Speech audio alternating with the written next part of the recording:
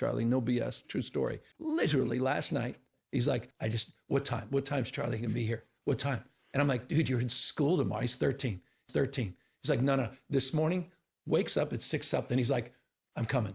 I'm like, he literally would not leave the house. Did you let him? 2021, we had a goal. Could we move the youth vote 10 points over 10 years? And harmonize with the strategy by going on podcasting and using TikTok. Yeah, I mean, we did it in 4 years, not 10, large in part thanks to you guys. And sincerely get to that because I want to stress test some of those fault lines as relates to the reality of our party and to that because I want to stress test some of those fault lines as relates to the reality of our party and where we are today. Yeah. First time in America's history that a 30-year-old is going to have it worse off than their parent. It's a breakdown of the social compact. They are the most alcohol addicted, most drug addicted, most suicidal, most depressed, most medicated generation in history. You're not going to have the same American dream that your parents would have. And we saw this as an opportunity, especially with young men.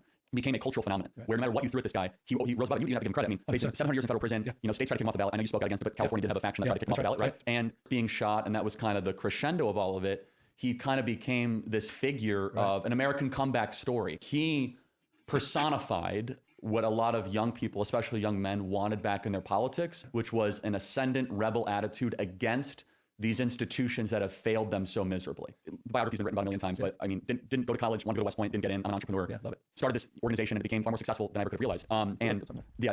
You have a sitting population of about 20 million kids that are there for 4 years. And also, again, the most support that President Trump has is voters under 30. 60% of voters under 30 support President Trump. Approximately. In terms of just Kamala Harris had to do was just do the same with younger voters that Joe Biden did in 2020. And she would be president now. And remind us what Joe Biden did in 2020. It was 13 points better. 13 points better. Just in order to do that, you've got to stand for some strategy and you got to implement it. You also have to not believe crazy stuff. I had no money, no connections, and no idea what I was doing. And cardboard signs saying, debate me. To be able to debate anybody at any time, anywhere, and in that environment, what is it? Could be confidence. It'd also just be that I wanted to try and challenge the predominant view. I always loved debate and disagreement. I love the kind of spar. And I also find it to be exciting. And I wanted to try to, figure out where my idea is actually that good. And you study it? Less about debate. I mean, debating is a practice that can really only be refined, with lots of routine and reps and repetition. Just more about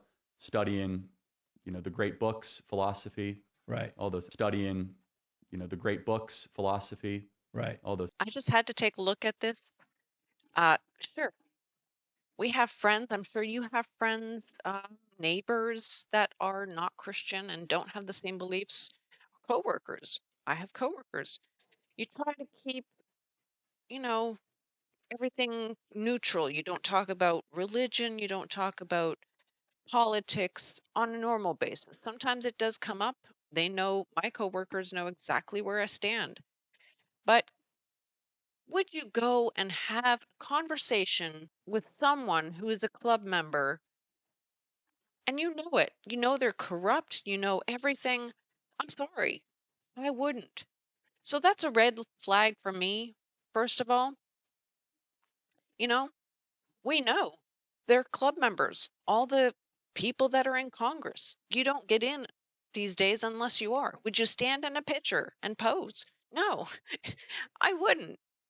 I'm sorry. Not with this kind of circumstance. With my coworkers, sure, you're friendly, you're kind. We have to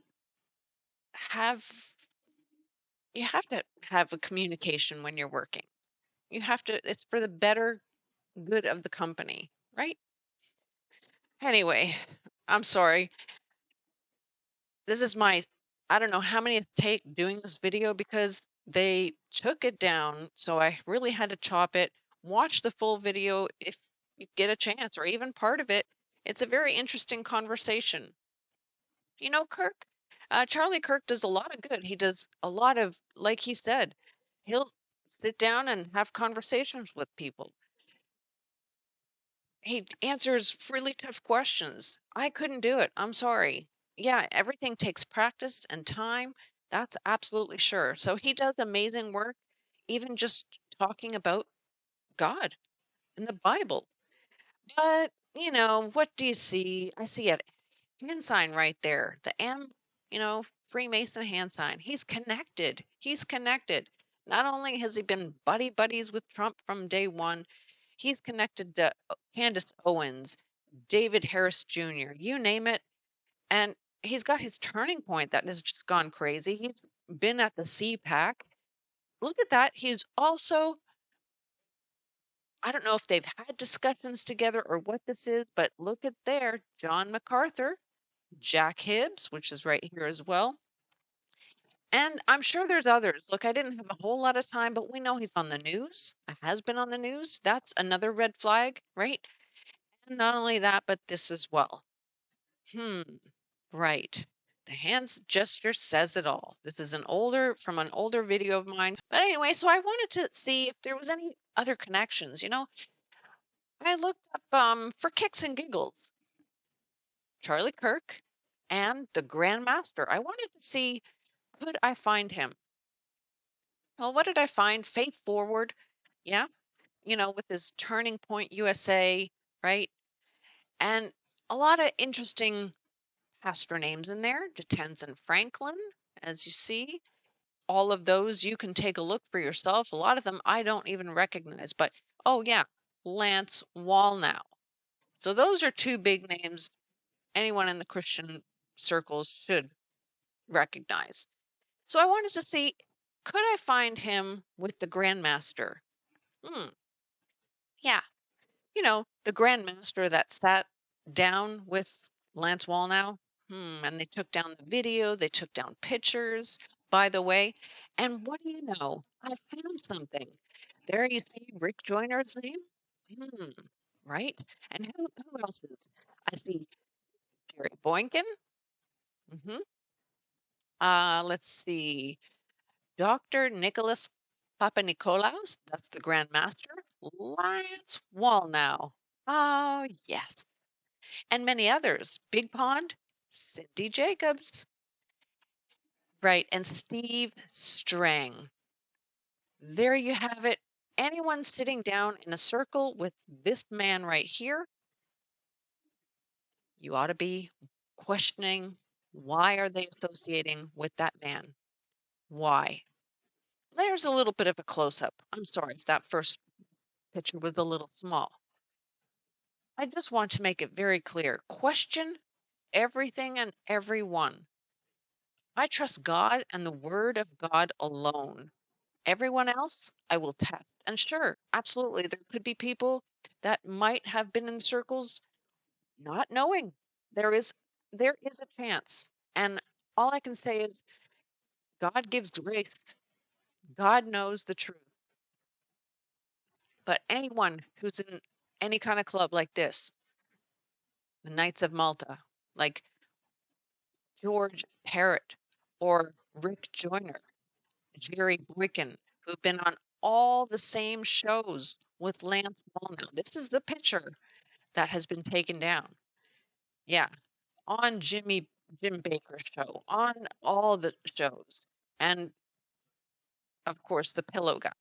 And so I was gonna break this up into two videos, but now that they didn't allow me to have this one video up, so yeah, like I said, this is the second or third take because YouTube has been so difficult. Just even going to post comments, Davery Darkins or something like that. I follow him on my television, just to see what's happening. But they wouldn't allow comments. So I apologize for anyone who's having a difficult time making comments, even on my page. YouTube is being very difficult. So there's a little clip of what they have to say about Nicholas Papanikolaou. He called himself an economist. He's also a president of Lion Finance, right, in West Palm Beach, by the way, is an active in real estate investments and a licensed real estate agent associated with Douglas Elliman in Palm Beach, Florida. There's another name we could probably try to look up, but as for right now, he sits in various boards, including the Columbia Club of Palm Beaches, Morningstar Ministries, the Oak Initiative, and the Society of Four Arts in Palm Beach. You see what I'm saying? They make him sound so ordinary, normal, a great businessman, being a part of Onassis organization in New York. He's probably met Trump many times, this man right here. Not only does he live in Palm Beach, but New York with an Onassis organization. I couldn't find any pictures on the two of them, but I bet you it's out there. We know they're all in clubs, so I don't need to say anything more. But I will share a short clip, even JD Vance, right, being the co-founder of Palantir, the company that tracks and follows you everywhere, that also received funding from George Soros. I comment that everywhere, and people just ignore me. Just ignore me. Unbelievable. All we can do is try to throw out truth bombs now and then. That's all we can do. Many people will just not listen, but Trump said it himself. You knew I was a snake and you took me in. But here's a last clip before I let you all go, because this kid was onto something, even though I think he was on the left side talking with Kirk. Take a listen. Open a qualified account and receive 2 5-ounce silver America the Beautiful coins absolutely free. You often complain about these communist elites that just attributes make someone's part of this communist elite that you complain about so often. Being a communist and being an elite. Okay, what makes someone part of this elite? They could be part of the World Economic Forum like Klaus Schwab. It could be someone that's very wealthy that runs some of the major companies on the planet. I mean, okay, so like Elon Musk? Is he one of the elites? Well, he's not communist, but he is an elite. Okay. Why should we succumb to the whims of these elites as opposed to, Well, it's a good question, actually. I think we need better elites, and I think Elon's a great manifestation of that. We're never going to get rid of elites. You see, our country was largely propelled thanks to great elites like Andrew Carnegie and John D. Rockefeller and people like Bernard Baruch in the 1940s or 50s. We're never going to get rid of elites. Elon Musk is the best of this example, using his wealth and his treasure to reinvest back in the country. Is he really investing all that much in this country? He's investing his time. He did something he should always be remembered. He gave hundreds of millions of dollars to make sure Kamala Harris did not become president of the United States. Okay, that's pretty awesome. Pretty awesome. Does it? Exactly. Right. If he's against elites and against club members, then why would he accept Trump and why would he accept Elon Musk? Right? Because it's a big show, and that's all this is a club show for the entire world. And boy, are there tons of them all around the world, in every city, in every nook and cranny that I know of. They just say it's a social club, but it's so much more than that. You guys know that. I don't need to say anything more. Just thought I'd share and share your thoughts. Tell me what you think. I've tried to cut this short since YouTube has been very difficult. All I can say, watch on your own. Test everything and everyone, right? All right. God bless you guys. Take care. Let's have a great weekend. Till next time.